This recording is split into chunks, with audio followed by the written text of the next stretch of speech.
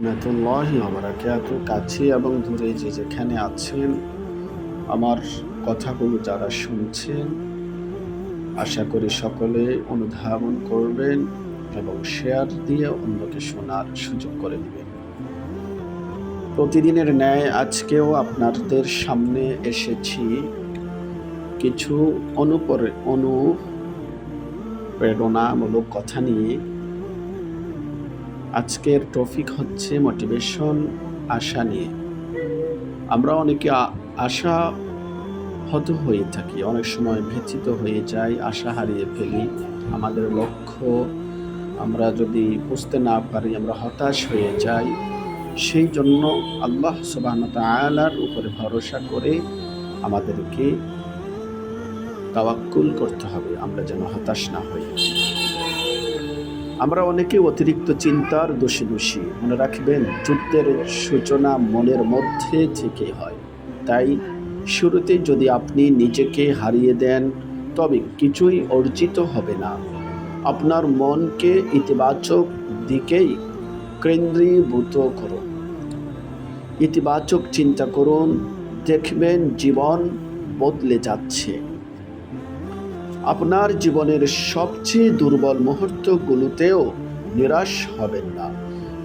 যখন আপনি সম্পূর্ণ অসহায় বোধ করবেন, ঠিক তখনই সর্বশক্তিমান স্রষ্টার সাহায্য পাঠাবেন, যা আপনি কল্পনাও করতে পারবেন না।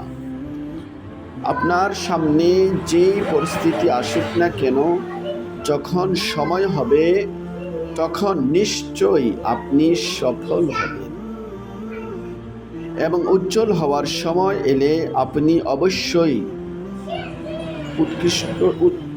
উৎকৃষ্টতা অর্জন করবেন। আল্লাহর ইচ্ছাকে কেউ ঠেকাতে পারবে না। দুনিয়াবীর বিষয় নিয়ে অতিরিক্ত দুশ্চিন্তা করবেন না। ভবিষ্যৎ নিয়ে দুশ্চিন্তা করা বা অতীতের জন্য আফসোস করা মূল্যবান সময়কে নষ্ট করা ছাড়া কিছুই নয়। সব কিছু সর্বশক্তিমান স্রষ্টার হাতে ছেড়ে দিন। আপনার কষ্ট স্থায়ী হবে না, আপনার দুঃখও থাকবে না, কারণ এই দুনিয়ায় কিছুই চিরস্থায়ী নয়। বরং আপনি প্রতিটি পরীক্ষায় আরও শক্তিশালী হবেন। বিশ্বাস রাখুন, নিশ্চয়ই আপনি ঠিক হয়ে যাবেন। হারিয়ে যাওয়ার সুযোগ নিয়ে আফসোস করবেন না। সর্বশক্তিমান স্রষ্টা নিশ্চয়ই কোনো বিষয়ের বিশেষ কারণে সে দরজাগুলো বন্ধ করে দিয়েছে। দোয়া করুন, তিনি যেন আমাদের এমন দরজার দিকে নিয়ে যান যা সবসময় আমাদের তার কাছেই ফিরিয়ে নিয়ে যায়।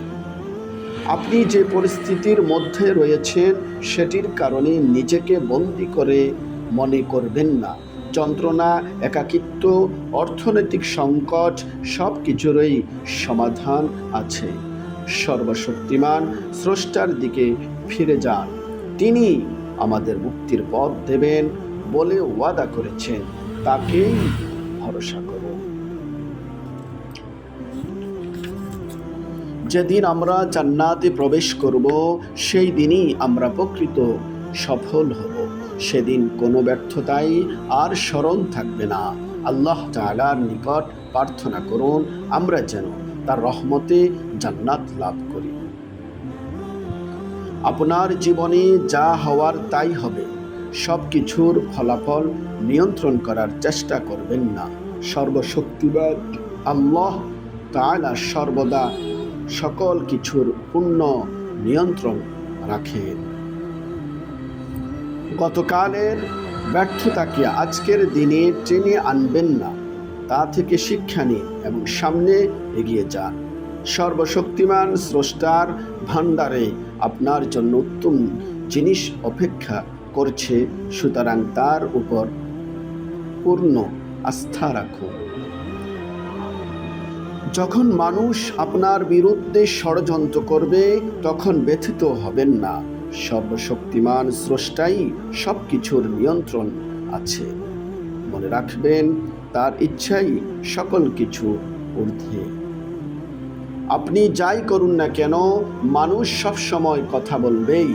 তাই আপনি সঠিক কাজ চালিয়ে যান, বিশ্বাস রাখুন সর্বশক্তিমান স্রষ্টা পর্দার আড়ালের সব কিছু জানেন। উদ্বেগজনক চিন্তায় সবচেয়ে বড় চোর, এটি আপনার সময়, শক্তি এবং মানসিক শান্তি কেড়ে নেয়। তাই হতাশ হবেন না, আশা হারাবেন না, আল্লাহর উপরে ভরসা করুন। মা আসসালাম।